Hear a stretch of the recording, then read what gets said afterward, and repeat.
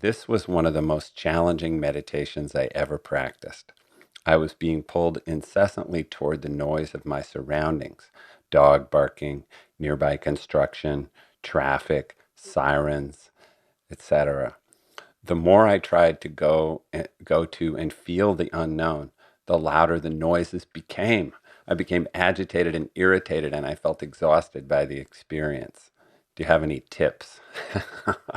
I'm sorry to hear you had such a kind of frustrating and exhausting meditation. It's not probably the meditations most of us are hoping for, or, it's not a sign that we're like necessarily doing it just right or whatever, but it's an organic part of the process of learning to do this incredibly challenging thing we're inviting you to do, is that sometimes it shows up just like that.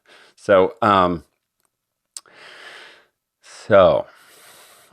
here's here's a couple tips, if you will, or let's explore this experience a little bit. So you're saying, here you were, the way you described your attempt to practice. You said, I was trying to go to and feel the unknown. You said, the more I tried to go to and feel the unknown, the louder the noises became, the more agitating and irritating it all was. So here's a question. Like, all the noise, all the kind of background noise that we could possibly experience, how could we do this practice no matter what chaos was going on around us? And it's important because, you know, when we think about doing meditation, and like, if all of us took a moment and said, well, what would be the ideal environment for doing meditation? We all probably have some version of, I'm sitting, next to a peaceful, quiet pond in the woods, and the temperature's just right, and it's perfectly still. There's no sound, no bugs flying around me, no motor noise in the distance. It's just stillness. Or we're sitting in a temple and it's perfectly quiet, or we're sitting in our own little meditation room and there's no noise, and we're just perfectly comfortable. And and so to some degree that's true, right? If the more ideal kind of quiet, peaceful, temperate, you know, environment we can have, and we've had a good night's sleep, so we're well rested and we're well fed and our body feels good and we're in a comfortable posture, so there's comfort and there's no pain or agitation, and emotionally we haven't had an upsetting week, so there's not a lot of upsetting emotions around. Like, I'm describing the outer environment and the inner environment, and it's all just right. Now, that's desirable. I'm not going to pretend that that's somehow not desirable. That's a great, that you might have some really beautiful, deep, profound meditations with all of everything working like that, inner and outer, and that's wonderful. And if we can make that happen, that's a great thing. But very often that's not going to be the context in which we're meditating, is it? And sometimes we're going to be sitting in Santa Monica and there's going to be all manner of noise and chaos going on around us.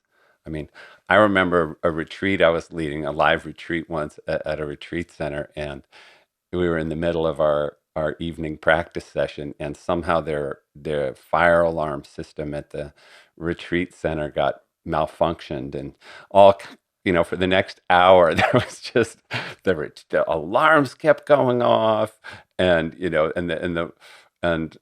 and then they would come and tell us, oh, we're fixing it, and then they would stop, and then and we'd all be in meditation again, and then 10 minutes later it would all go off again, and we had to evacuate the room a couple times just as a safety measure, even though they knew it was, anyway, on and on. And we, had to laugh and work with this totally chaotic night and still find a way to meditate. And there was a particularly funny moment where um, the part of their alarm system was a little intercom that would actually speak words, and it came on and it said, may and this was about the fifth round of malfunction, and then it came on, we're all meditating, and it said, may I have your attention, please? And I spontaneously shouted out, no, you may not. And we all laughed. But that was, we were basically practicing how to not give our attention to this chaos that was surrounding us. So it was kind of a well-timed comic moment, but also a profound one for the meditation, because we had to really learn, can I meditate even amidst all this external and that at that time chaos, which also sometimes is internal chaos. And so what might we do with all that noise? Because certainly it seems to be a distraction, right? As you're saying, it pulls our attention toward it. You know, all that the siren goes off, our attention goes, oh, I wonder if that person's okay. I wonder what's going on. You know, the dog barking, I wish that dog would be quiet. My darn neighbor with that dog, why don't they just keep their dog quiet? On and on, right? And it just pulls our attention, it triggers us. So, how could we rest in the unknown? How could we rest in the unknown, even with a whole bunch of disturbing noises going on? That's maybe the practice question for all of us right now. And I think it brings up the real essence of this, which is, are those noises somehow separate from the unknown that we're pointing to? Is it like, does this dimension of who we are somehow, is it separate from everything that arises in this world? Or in fact, can we rest in the unknown? Can we simply sit here not needing to know and more interested in what we don't, in what's beyond the mind than in what arises in the mind? And just sitting here amidst all the chaos of life, inner and outer, but with no need to know anything and no compulsion to move toward those things. And even if our attention gets distracted again and again by things happening outside us beyond our control, on a fundamental level, even that we're not letting disturb us. Even the distraction we're not making a problem out of. We don't conclude that it shouldn't be here, and we don't conclude that we should be better at concentrating on the practice. We just keep being interested in the unknown. We keep renouncing the need to figure something out, to know something, to have an angle, a take, to get somewhere other than where we are. See, in my experience, it's possible to fully give ourselves to this, regardless of what's going on around us, even if it might be, in some ways, you could say, more challenging to do so.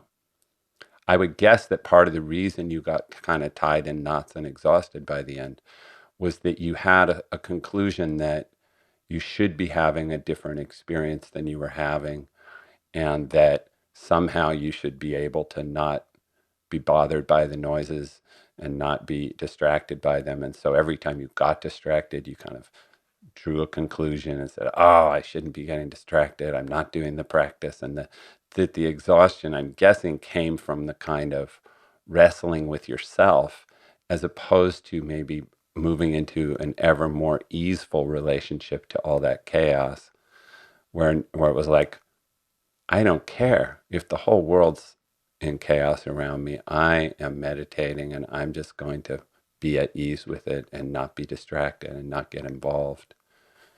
And even if I'm getting distracted, I'm not going to make a problem out of that or can draw any conclusions about that. I'm just going to sit here and be innocent, free from ideas,